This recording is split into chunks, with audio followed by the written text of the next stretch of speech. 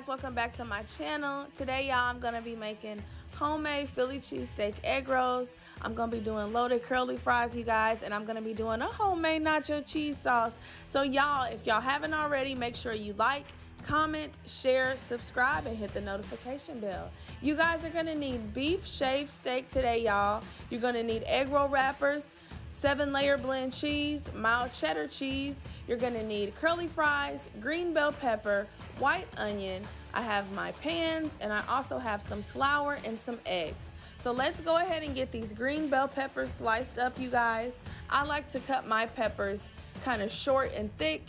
You guys are more than welcome to cut yours long and skinny. That is the more traditional way to cut your vegetables when you make this, but I'm actually gonna cut mine kind of short and thick.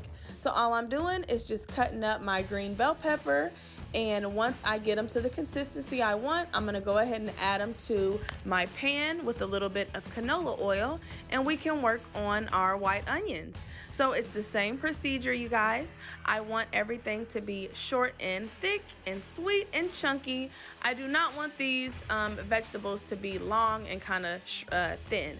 So now we're gonna go ahead and cook these for about 10 minutes, you guys. And it's time to add our meat. So I'm gonna be using thinly sliced ribeye steak. Y'all can use any type of meat you want. This is just easier for me. When I go to the grocery store, they have it already pre-packaged, and it just makes my life a lot easier. So if you guys have a local grocery store next to you, if you guys have a Kroger or a Walmart, they definitely sell the thinly sliced steak. So you guys need to make sure that if you are making this, you do it that way. Okay guys, so I am well aware that my pan is too freaking small. Don't judge me. Now I'm just gonna take my utensil and kind of stir everything up. After about 20 minutes, this is how beautiful everything is gonna look. Now we can go ahead and add our seasonings. So we're gonna start off with a half a tablespoon of salt. We are gonna go in with a half a tablespoon of onion powder. And last but not least, we're gonna add a half a tablespoon of black pepper. To make this, you guys, the seasonings and the flavor, everything comes from the meat. So you do not wanna over season this. So I only used salt, onion powder, and black pepper. So we are gonna continue to stir this for another 2 to 3 minutes, and we can go ahead and move on to the next step. So I have 2 eggs in a little bowl, you guys, and I'm gonna take a fork and whisk that up. And I'm gonna also add in a little bit of water.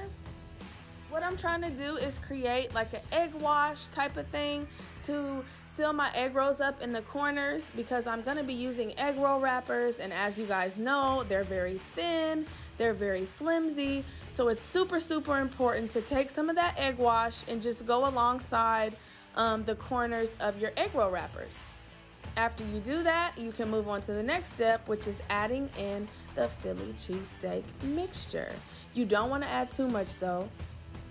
We're gonna go in here with some mozzarella cheese, and we're gonna take 2 little pieces of provolone cheese, and you guys can roll these however you want, but I find it a little bit more helpful when I roll it like a burrito. Like I said, I told you guys this in my last video, I used to work at Taco Bell, honey, so I know how to roll some burritos, okay? So I just roll mine like a little burrito, and wham, bam, thank you, ma'am. That egg roll is ready to go. So we can go ahead and move on to the next egg roll. And if you guys didn't pay attention before, pay attention to this one. I'm just taking a little bit of that egg wash mixture along the edges of the egg roll wrappers.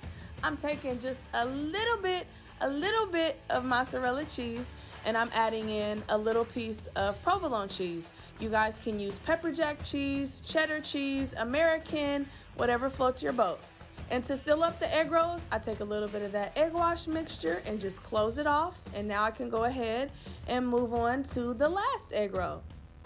So this is how I feel about these, you guys. If you guys know for a fact you're not gonna eat a whole lot, because I have a huge family, I like to make a lot of food. That's why I have so many egg rolls rolled up.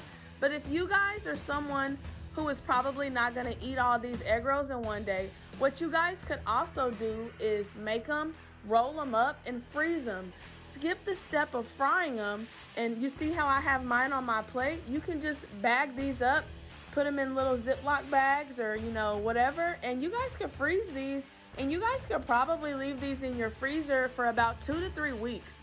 So if you guys know for a fact you are not gonna be eating these babies, put them in the freezer and save them for next time. So we are good to go. And now we can get these egg rolls fried up. So if you guys want, you can fry like 2 to 3 at a time. Honey, I did not have all time for that. So I fried about 5 at a time. And once they get this nice golden brown, you can go ahead and remove them. I kind of waited a little late with mine, so that's why mine are kind of dark. But if this is not your ideal color, I would probably only fry these for about 30 to 40 seconds on each side. Because, honey, it is too freaking easy to burn these freaking egg rolls, honey. And who wants some hard, burnt, crunchy egg rolls? I don't. So now, you guys, we can move on to the fun step, which is making the homemade nacho cheese. So I have 2 tablespoons of unsalted butter. Once my butter melts, I'm gonna go ahead and add 2 tablespoons of all-purpose flour. And all I'm trying to do is cook down that flour because I am gonna be making a roux. If you guys know, you know that every good cheese sauce starts off with a homemade roux. This is what helps build the cheese sauce. This is what gives it its flavor, its texture. This is also what helps keep it melting and keep it cheesy.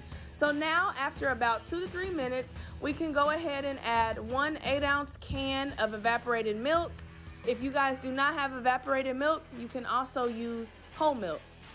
And I am gonna be adding the whole container of Taco Bell 7-layer blend cheese.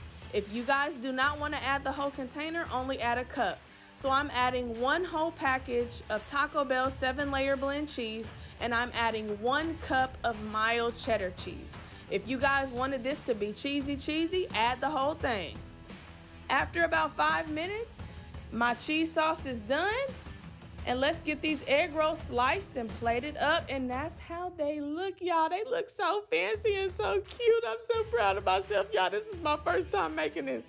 No, but all jokes aside, you guys, look at that homemade nacho cheese sauce, loaded curly fries, and homemade Philly cheesesteak egg rolls. We made these from scratch. We didn't order them, and we did not have to waste a whole lot of money on them, y'all. They look delicious. Make sure you guys like, comment, share, subscribe, and hit that notification bell.